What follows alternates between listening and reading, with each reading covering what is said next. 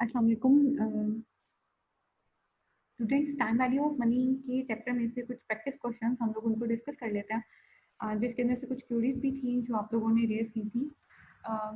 तो problem number 7 में वो आपसे कह रहा है, you have been offered a note with 4 years to maturity. आपको एक नोट जो है वो ऑफर किया जा रहा है, उसके अंदर अभी जो रिमेनिंग ईयर्स टू मेच्योरिटी है that are 4 years, which will pay 3000 at the end of each of the 4 years। ठीक है, which will pay, जो आपको पे करेंगे $3000 at the end of each of the 4 years। देखो, जो उसने कहा था ना कि मेच्योरिटी में भी कितने रहते हैं, 4 साल रहते हैं, साथ में उसकी एक्सप्लेनेशन में आपसे कह रहे हैं कि which will pay $3000 at the end of each of the 4 years, जो कि 4 सालों में से हर साल के एंड पे आपको कितना पे करेंगे, $3000 पे करेंगे। ठीक है, अब देखो अगर यहाँ पर हम उस क्वेश्चन की बात कर रहे हैं ना, you have been offered with note 4 years, and आपके पास कितना आ जाएगा 4 years। अब आपसे कह रहे हैं कि $3000 उसने at the end of each of the 4, इसका मतलब है 4 सालों में हर साल के एंड पे आपको कितने अमाउंट मिलेंगे उस नोट की वजह से, $3000। अब आप देखोगे तो यहाँ पर बेसिकली एनविटी फॉल कर रही है, क्योंकि एक तो आपको इक्वल 3000 उसने कहा ना, 3000 एट द एंड, हर साल के एंड पे $3000 मिलेंगे।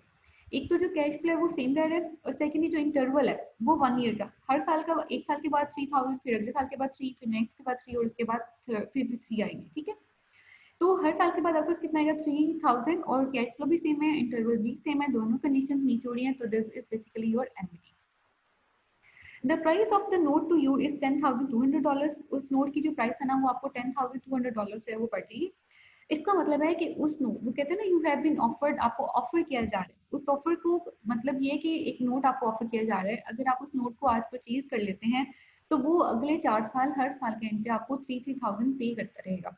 एट द एंड की बात करिए तो इसका मतलब ऑर्डनरी एनविटी का क्वेश्चन है। ठीक है, अब वो कहते हैं कि प्राइस आपको, अगर आप उस नोट को खरीदना, देखो अगर आपको हर साल के एंड पे $3000 चाहिए, तो इसका मतलब है कि आज आप उसके लिए क्या करेंगे, 10,200 पे करेंगे। तो ये जो 10,200 है, ये क्या है, ये present value of an annuity है। ठीक है, प्रेजेंट वैल्यू ऑफ एनविटी आपके पास 10,200 है, और जो 3000 आपको हर साल के एंड पे करेगा, तो ये आपका आर है, ये आपका कैश फ्लो है। ठीक है, वो कहते हैं what is the implicit compound annual interest rate you will receive. तो कहते हैं कौन सा कंपाउंड आप इंटरेस्ट रेट जो वो फाइंड आउट करेंगे। तो आप देखो, अगर आप, आपके पास यहाँ पे फॉर्मूला जो पुट होगा वो प्रेजेंट वैल्यू ऑफ एनविटी का होगा। प्रेजेंट वैल्यू ऑफ एनविटी में आपके पास आर आपके पास क्वेश्चन में गिवन है, उसके अंदर हम लोग बाद में, उसके हमें आई चाहिए, आई मौजूद नहीं है, उसके लिए हमें एन चाहिए, एन भी आपके पास मौजूद है, दैट इज 4 years। ठीक है, तो क्वेश्चन की गिवन इन्फॉर्मेशन जो आपको बता रही है, उसके लिए अगर हम उसको एक्सट्रैक्ट कर लें, तो एन आपके पास कितना आ गया, दैट इज 4 years। आर आपके पास मौजूद है $3000, और प्रेजेंट वैल्यू जो है ना इसकी एनविटी की, वो कितनी मौजूद है, 10,200। फाइंड आउट क्या करना है, आई फाइंड आउट करना है। तो formula present value of an annuity n में इज इक्वल टू, अब हम यहाँ पे पुट के करते हैं, प्रेजेंट वैल्यू ऑफ एनविटी की वैल्यू हमें टेबल 4 से मिलती है, प्रेजेंट वैल्यू इंटरेस्ट फैक्टर एनविटी के टेबल से, और वहां से अब हमारे पास उस टेबल से हम उसकी वैल्यू को कैलकुलेट कर लेंगे। अच्छा, यहाँ पर प्रेजेंट वैल्यू इंटरेस्ट फैक्टर मौजूद है 10,200, इधर हमारे पास मौजूद है आर 3000। आर को इसके साथ जो है वो हम डिवाइड कर देंगे, जब वो ब्रैकेट की साइड पर आएगा तो, सॉरी इक्वेशन की साइड पर आएगा तो डिवाइड होगा तो आंसर कितना आ जाएगा आपके पास, 3.4। अब यहाँ पर मौजूद है प्रेजेंट वैल्यू इंटरेस्ट फैक्टर एनविटी, अगर हमारे पास आई और एन दोनों मौजूद हों तो फिर हम इस फैक्टर को फाइंड आउट कर सकते हैं। नॉर्मली अगर हम किसी टेबल वैल्यू की बात करें ना, तो टेबल वैल्यू में हमारे पास 3 चीजें गिवन होती हैं। सी हेयर, ओके, टेबल 4 में जाना है तो हम टेबल 4 में चले जाते हैं, this table 3 and no, here is table 4। अब देखो, अगर हम किसी टेबल को देखेंगे ना, ये present value interest factor of an ordinary एनविटी का टेबल है। ठीक है, अभी जो हम जिसकी बात करें वो हमारे पास वही है, ऑर्डिनरी एनविटी ही है, और प्रेजेंट वैल्यू ही उसको में हमें गिवन है, तो हम फार्मूला भी उसी का पुट कर सकते हैं। उसका जो ए वाला फार्मूला ये भी आपके पास मौजूद है, 1 minus 1 over 1 plus I raise to the power N over I, ये वाला फार्मूला भी आप यूज कर सकते हो। ठीक है, अच्छा, अब अगर आप इस टेबल को देखोगे ना, तो इस टेबल में बेसिकली आपको 3 जो चीजें हैं वो गिवन है। एक तो आपके पास यहाँ पे वर्टिकली आपके पास आपका एन गिवन होता है, अगर हम हॉरिजॉन्टली बात करें तो हॉरिजॉन्टली आपके पास यहाँ पे इंटरेस्ट रेट्स गिवन होते हैं, और इसके बाद आपके पास ये इंटरेस्ट फैक्टर्स गिवन होते हैं। ये 3 चीजें आपको एक टेबल से मिलेंगी। अगर आपको उस टेबल में कोई सी 2 चीजें, हमारे पास एन और हमारे पास आई मौजूद होता है, तो हम इंटरेस्ट फैक्टर्स को फाइंड आउट कर लेते हैं।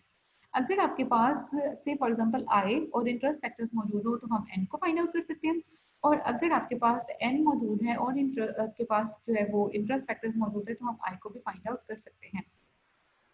अगर हम इस क्वेश्चन में देखें तो इस क्वेश्चन के अंदर हमारे पास इंटरेस्ट फैक्टर मौजूद है दैट इज 3.4 और n हमारे पास मौजूद है दैट इज 4 ईयर्स। ठीक है, अब हम 4 के अगेंस्ट 3.4 को फाइंड आउट करेंगे। अब आप ये देखो यहाँ पर कुछ कटिंग्स हैं लेकिन ये हेड्स आर 4। अगर हम 4 के अगेंस्ट 3.4 को देखना शुरू करें, दिस इज 3.98765 ये देखो दिस इज 3.465। अगर हम 465 के अगेंस्ट इंटरेस्ट देखें तो वो कितना आ रहा है 6%। और यहाँ पे उसने उसको मेंशन किया हुआ है कि टेबल 4 के अंदर 6% के अगेंस्ट कितनी वैल्यू मौजूद है 3.465।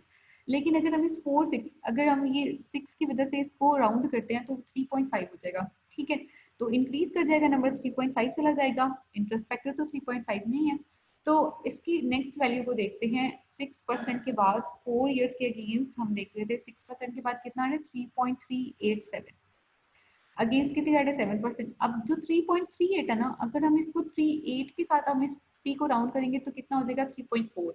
तो यहाँ पर अब हम इसको अगर देखते हैं तो 3.387 के साथ जब वो राउंड हो जाता है तो कितना आ जाता है 7%। तो अगर हम और अगर ये जो है ये अप्रोप्रिएट है मोर अप्रोप्रिएट, तो 3.38 के साथ राउंड करेंगे तो ये आएगा 3.4, ये तो 3.5 में चला जाएगा। सो जो इंटरेस्ट है ना, जो रेट ऑफ इंटरेस्ट वो कितने होगा दैट विल बी अबाउट 7%, वो 7% के अबाउट होगा। So this was about question number 7। Next जो क्वेश्चन हमने डिस्कस करना है that is your problem number 11। वो प्रॉब्लम नंबर 11 में आपसे कह रहा है in connection with United States bicentennial United States bicentennial, the Treasury once completed offering a saving bond for $1,000 that would be worth 1 million in 100 years। देखो उसने हमको बताया कि इन connection with the United states, वो कहते हैं यूनाइटेड स्टेट्स जैसे वो कोई कंट्री लेवल के ऊपर कोई वो उसको बॉन्ड से इशू कर रहे हैं। तो कहते हैं treasury once completed offering, offering किस चीज की थी, सेविंग बॉन्ड की थी। बॉन्ड की प्राइस कितनी थी $1,000। बॉन्ड की जो प्राइस है वो कितनी है 1000। इसका मतलब आज हम इसके लिए कितने पैसे पे करने के $1,000 that would be worth 1 million in 100 years। और एक 100 साल के बाद 100 years के बाद उसकी वर्थ कितनी हो जाएगी 1 million। मतलब अगर आज आप एक बॉन्ड परचेज कर लेते हैं $1,000 में और आप उसको 100 years तक अपने पास कैप करते हैं तो 100 years के बाद उसकी वैल्यू 1 million होगी। कहते कह रहे approximately what compound annual interest rate is employed by these terms. यहाँ पर आपका कौन सा एनुअल इंटरेस्ट रेट जो है वो आप अप्लाई करेंगे। अच्छा यहाँ पर बेसिकली अब देखना है ये अब आपके पास गिवन क्या है, आपके पास गिवन है प्रेजेंट वैल्यू, आपके पास गिवन है फ्यूचर वैल्यू, आपके पास गिवन है एन, तो आपने फाइंड आउट क्या करना है आई। लेकिन अब यहाँ पर देखने की चीज जो है ना वो ये है कि क्या ये एन्युटी है या फिर ये सिंपल अमाउंट है। तो बेटा ये एन्युटी नहीं है। एन्युटी क्यों नहीं है, किस तरह से नहीं है, क्योंकि देखो ये पीरियोडिकल पेमेंट्स तो कर ही नहीं रहा। एन्युटी तो वो होती है जो कि हमें स्पेसिफिक इंटरवल्स के बाद पेमेंट करती है। यहाँ पर क्या है, आज हमने पे करना है $1,000 और 100 years के बाद उसने हमें क्या पे करना है 1 million। तो एक प्रेजेंट वैल्यू गिवन है, एक फ्यूचर वैल्यू गिवन है। तो वो जो पीरियोडिकल पेमेंट्स थी, जो स्पेसिफिक इंटरवल्स के बाद पेमेंट्स थी, उनकी तो बारे में बात ही नहीं हो रही। ठीक है, तो इट मीन्स कि ये जो आपका सिंपल जो है, चाहे आप इसको प्रेजेंट वैल्यू के फार्मूला में पुट कर लें। अगर हम कहते हैं प्रेजेंट वैल्यू के बारे में क्या आएगा is equal to present value हम कैलकुलेट करते हैं तो हम कहते हैं future value divided by 1 plus I raise to the power n। और यहाँ फिर हम उसको फ्यूचर वैल्यू में पुट कर लेते हैं, हम कहते हैं future value is equal to present value into 1 plus I raise to the power n। ठीक है, तो दोनों में से आप जो मर्जी फॉर्मूला अप्लाई कर लिए, दोनों के लिए आपके पास प्रेजेंट वैल्यू भी मौजूद है, फ्यूचर वैल्यू भी मौजूद है, एन भी मौजूद है। आपने जस्ट क्या कैलकुलेट करना है, आई कैलकुलेट करना है। आप उसको टेबल वैल्यू से भी फाइंड आउट कर सकते हैं। तो अगर क्वेश्चन 11 को उसका सोल्यूशन देखें हम,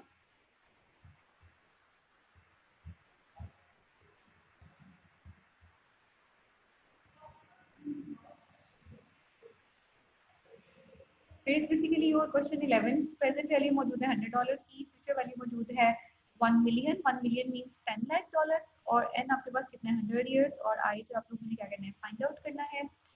फाइंड आउट कर लेते हैं आई को। उसने फ्यूचर वैल्यू का फार्मूला लगा दिया present value into 1 plus I raise to the power n। जो प्रेजेंट वैल्यू थी वो उस तरफ जाके जो है वो डिवाइड हो जाएगी, तो आपके पास 1000 आ जाएगा। अब आपके पास 1 प्लस आई के ऊपर कितना है 100। अगर आप अपना टेबल वैल्यू भी चेक करते हैं तो टेबल वैल्यू में वो 100 तक नहीं जाता, वो आपके पास 50 तक रहता है। अब बेसिकली अगर हम उसके अंदर अब उसको हमने फ्यूचर वैल्यू का वो पुट किया था यहाँ पर।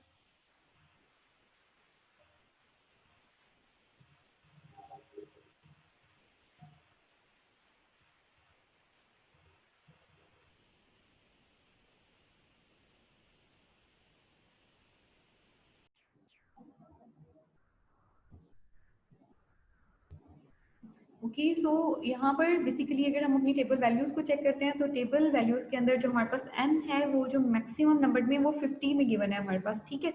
तो हम बेसिकली क्या करेंगे, पहले तो जब हम ये वाला जो 1000 है उस तरफ जाके डिवाइड हो जाएगा तो दैट विल बी 1000 रह जाएगा।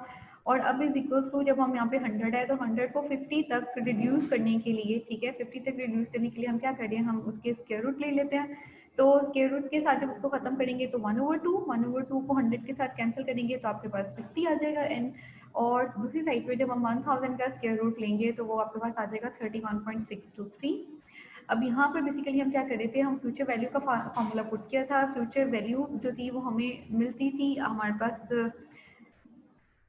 Future value interest factor. आप यहाँ पे प्रेजेंट वैल्यू को ये भी कर सकते हो फ्यूचर वैल्यू इंटरेस्ट फैक्टर, जो कि टेबल 1 से मिलेगी, उसके ऊपर आप उसको 100 को रख लें, उसी तरह से इसका स्क्वायर रूट ले लें।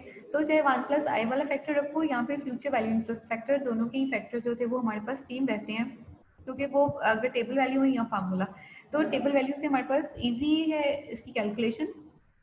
तो जब आपके पास बेसिकली ये जो टेबल 2 नहीं है, यहाँ पे टेबल 1 है एक्चुअली। फ्यूचर वैल्यू का हम फार्मूला पुट किया था ना, अगर प्रेजेंट वैल्यू का फार्मूला पुट करते तो टेबल 2 में जाते, फ्यूचर वैल्यू का फार्मूला पुट किया है तो टेबल 1 में जाएंगे। तो 3.623 के साथ यहाँ पर अब देखो, यहाँ पर एन कितना हो गया था 50। अब हम लोगों ने 50 के अगेंस्ट चेक करना है 3.623 कहाँ पे फॉल कर रहा है। तो इन आर टेबल वैल्यूज के अंदर हमारे पास टेबल वैल्यूज में अगर आप अपने पास चेक करते हो तो ये टेबल 1 है हमारे पास, इसमें ये हमारे पास एन जो है वो 50 आ रहा है, ये 1 2 3 अगर इसको चेक करोगे तो ये 25 है, देन 30 35 40 और 50 तक हमारे पास मौजूद है। यहाँ से हम लोग इंटरेस्ट फैक्टर्स को अगर चेक करना शुरू करते हैं तो करते करते देखो यहाँ पर आपके पास हमारे पास वहाँ पे कितना आ रहा था 31, तो हम यहाँ पे देखते हैं 29 के बाद 31 नहीं है, 29 के बाद कितना आ रहा है 46। तो 29 के अगेंस्ट हमारे पास इंटरेस्ट रेट कितना आ रहा है 7%, और 46 के अगेंस्ट हमारे पास इंटरेस्ट रेट कितना आ रहा है 8%। तो अगर हम दोनों वैल्यूज को लिख लेते हैं, अपने पास 7% के अगेंस्ट 29 था हमारे पास और 8% में 46। अगर दोनों में से क्लोजर चेक करें 31 की क्या आ रहा है तो 29 आ रहा है, तो इसका मतलब है इसके अंदर जो इंटरेस्ट रेट है उसकी पेमेंट हो रही है वो कितनी है, दैट इज अबाउट 7%। तो इंटरेस्ट रेट आपको 7% मिल रहा है यहाँ पर, ठीक है। प्रॉब्लम नंबर 12 की बात कर लेते हैं। प्रॉब्लम नंबर 12 में हम आपसे कह रहे हैं Selan Cohen is 63 years old. ये बेसिकली एक सिंपल सा क्वेश्चन है, जैसे इसकी स्टेटमेंट को समझ लो। कहते हैं Selan Cohen is 63 years old, 63 years उसकी एज हो गई है एंड रिसेंटली रिटायर, अभी अभी वो रिटायर हुआ है। He wishes to provide retirement income for himself. कहते हैं वो जो उसकी रिटायरमेंट इनकम मिली है उसके साथ वो परचेज करना चाहता है, and he considering an annuity contract. Annuity उसने खुद ही बता दिया कि वो एक एनविटी कॉन्ट्रैक्ट को कंसीडर कर रहा है with Philo Life Insurance Company, Philo Life Insurance Company के साथ। Such a contract pays him an equal dollar amount each year he lives. कहता जो ये वाला आपके पास वो होगा ना, ये जो कॉन्ट्रैक्ट है पे करेगा उसको equal dollar amount each year, हर साल।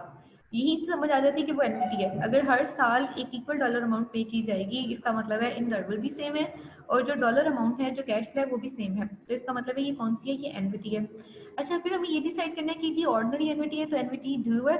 तो अच्छा बाकी क्वेश्चन देखते हैं क्या हमें कुछ पता चलता है। वो कहते हैं for this cash flow stream, इस कैश फ्लो स्ट्रीम के लिए he must put up a specific amount of money, उसे एक स्पेसिफिक अमाउंट ऑफ मनी जो है वो पुट करनी है एट द बिगनिंग, शुरू में। मतलब शुरू में वो एक अमाउंट जो है वहाँ पे पुट करेगा और उसके बाद उसको एक स्पेसिफिक जो इक्वल डॉलर अमाउंट है वो उसको बाकी पूरी लाइफ में मिलती रहेगी। नेक्स्ट कहते हैं according to actually tables his life expectancy is 15 years. कहते हैं अगर हम उसकी एक्चुअली टेबल्स के ऊपर हम उसकी लाइफ एक्सपेक्टेंसी देखें तो वो तकरीबन 15 ईयर्स मजीद जो है वो जिंदा रहेगा, and that is the duration on which the insurance company basis it's calculations. कहते हैं और इसी बेस के ऊपर जो इंश्योरेंस कंपनी है वो अपनी कैलकुलेशंस करेगी regardless of how long he actually lives, इससे हट करके वो कितने साल जिंदा रहता है। वो कहते हैं कंपनी 15 ईयर्स मतलब 15 ईयर्स एन की बेस पर ही अपनी सारी कैलकुलेशंस को चेक कर लेगी, ठीक है। अब आपसे कहते हैं Philo Life requirement number 1, a Philo Life uses compound annual interest rate of 5%। कहते हैं अगर वो उसको 5% पे करे in its calculation, what must Cohen pay at the outset for an annuity. कहता है कि एनुइटी के स्टार्ट होने पर कोहेन को कितनी अमाउंट पे करनी है to provide him with $10,000 per year, कि वो उसको $10,000 पर ईयर पे करता रहे। ठीक है, assume that the expected annual payments are at the end of the each of the 15 years। उसने बताया कि आप assume कर लें कि हर साल के एंड पे पेमेंट होगी, हर साल के एंड पे पेमेंट होगी, तो आपके पास ऑर्डिनरी एनविटी कौन सी होगी, ऑर्डिनरी एनविटी। गिवन इन्फॉर्मेशन के मुताबिक एन आपके पास मौजूद था 15 ईयर्स, आई आपके पास मौजूद है 5%, और कोहेन ने जो आपको पे करना था 10,000 आपके पास आर भी मौजूद है। आपने क्या फाइंड आउट करना है, आपने present value of an annuity बतानी है। ठीक है, कि वो स्टार्ट में क्या पे करे, मतलब आज उसको प्रेजेंट वैल्यू कितनी पे करनी है, तो उसने यहाँ पर वो बताना है। रिक्वायरमेंट बी में कहते हैं what would be the purchase price if the compound annual interest rate is 10%। सारी जो वो इन्फॉर्मेशन है वो सेम रहेगी, 5% की जगह पे इंटरेस्ट रेट कितना हो जाएगा 10%। तो कहते हैं परचेज प्राइस आप बता दें, परचेज प्राइस वो प्रेजेंट वैल्यू वो चेंज हो जाएगी। आए आप क्या पुट करोगे 10%, अगेन आपने present value of an ordinary एनविटी he calculate करनी है। रिक्वायरमेंट नंबर सी में आपसे कह रहा है Cohen had $30,000 to put into an annuity. कहते हैं कोहेन के पास $30,000 मौजूद हैं टू कि वो एक एनविटी में पुट कर सके। अब देखो, अब वो जो कह रहे हैं ना $30,000 उसके पास हैं ताकि वो एक एनविटी स्टार्ट कर सके, इसका मतलब है प्रेजेंट वैल्यू ऑफ एनविटी उसने आपको खुद बता दी। यहाँ पे प्रेजेंट वैल्यू उसने आपको क्या कह दिया, खुद बता दिया। अब आपसे कह रहे हैं how much would he receive each year, वो कितनी अमाउंट हर साल रिसीव करेगा। वो अब आपसे कैश फ्लो पूछ रहा है, इक्वल डॉलर अमाउंट पूछ रहा है, वो आपसे यहाँ पर बेसिकली आर पूछ रहा है। कहते हैं कितनी amount he would receive each year if the insurance company uses 5% compound annual interest rate. अगर company 5% annual interest rate use करती है इन इट्स कैलकुलेशंस, और next pay 10% compound annual interest rate और 10%। बेसिकली इसमें आपके पास दो रिक्वायरमेंट्स हैं, present value आपके पास गिवन है और आपने दोनों 5% की सिचुएशन के साथ और 10% की सिचुएशन के साथ, एंड आपके पास कांस्टेंट है 15 ईयर्स का, आपने बताना है कि आर कितना मिलेगा। वो कह रहे हैं ना what would he receive each year, वो क्या रिसीव करेगा हर साल। यहाँ पे उसने कहा था कि हर साल वो कितना करेगा to provide him with 10,000 per year, हर साल उसको 10,000 मिलने थे। यहाँ पर सिचुएशन सेम थी, इंटरेस्ट रेट चेंज हो गया बस। यहाँ पर उसने हमको बता दिया कि प्रेजेंट वैल्यू उसके पास मौजूद है $30,000 to put into an annuity, कि वो एक एनविटी स्टार्ट कर ले। अब आप उसको ये बताएंगे कि वो क्या करेगा, what would he receive each year, वो कौन सी अमाउंट है जो हर साल वो रिसीव करेगा। ठीक है, तो यहाँ पर अब आपने इसको आर बताना है। इस क्वेश्चन को जो है आप खुद से सॉल्व करेंगे।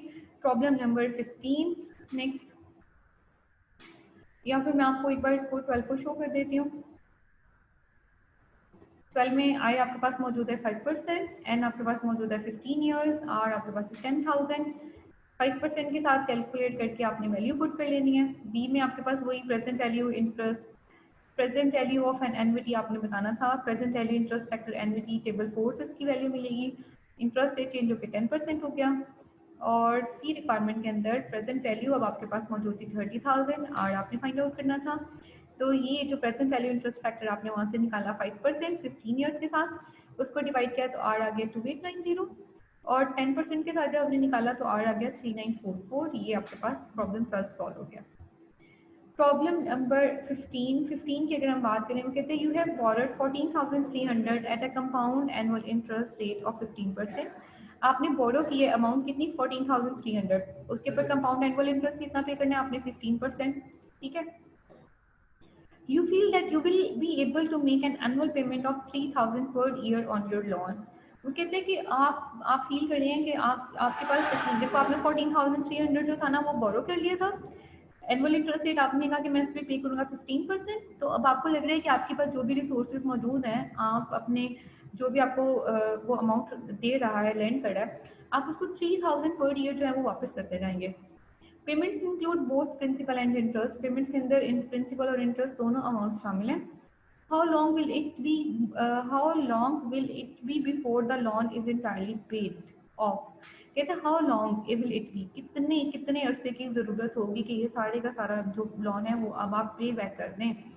तो बेसिकली अब आपने यहाँ पे क्या बताना है, यहाँ पे आपने एन बताना है। अब यहाँ पर आपने ये जो बोरो किया ना अमाउंट, ये 14,300 ये हमने आज बोरो किया है। ठीक है, तो ये हमारे क्या पास बन जाएगी प्रेजेंट वैल्यू।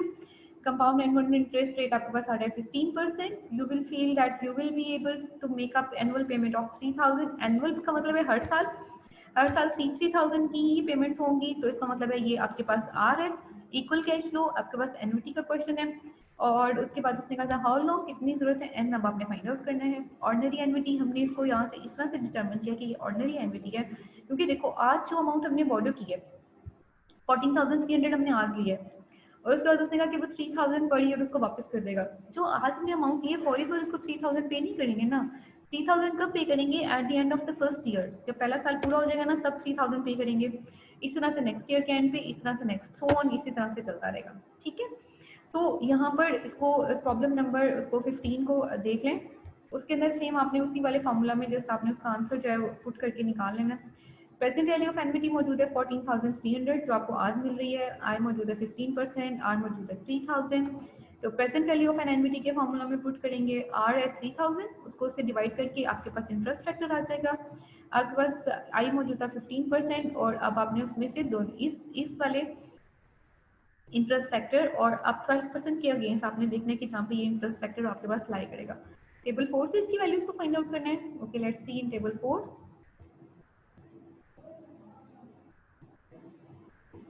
टेबल 4 आ गया आपके पास। टेबल 4 में आपके पास इंटरेस्ट रेट कितना था 15%, तो ये आपके पास 15% है। इंटरेस्ट रेट आपके पास कितना था, इंटरेस्ट फैक्टर था 4.77, ठीक है, सॉरी 4.76।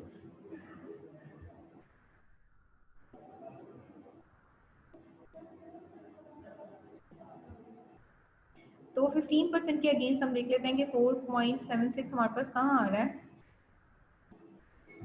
यहाँ पर। अगर अगर देखो, अगर हम ये लेते हैं ना 4.48, तो अगर 8 के साथ इसको राउंड करेंगे तो ये 4.5 हो जाएगा। हमारा इसके साथ मीट नहीं करा, हमें कितना चाहिए 4.76, तो वो यहाँ पर ये वाला उसके ज़्यादा क्लोजर है 4.772। तो अगर इसके अगेंस्ट आप अपना एन देखोगे तो वो कितना आ रहा है 9 ईयर्स, तो इसका मतलब है कि यहाँ पे इसका जो आंसर है वो कितना आ जाएगा, वो 9 ईयर्स आ जाएगा। So just have a look upon these questions. If you have still any problem, we will discuss in next class. Wish you good luck and take care, class.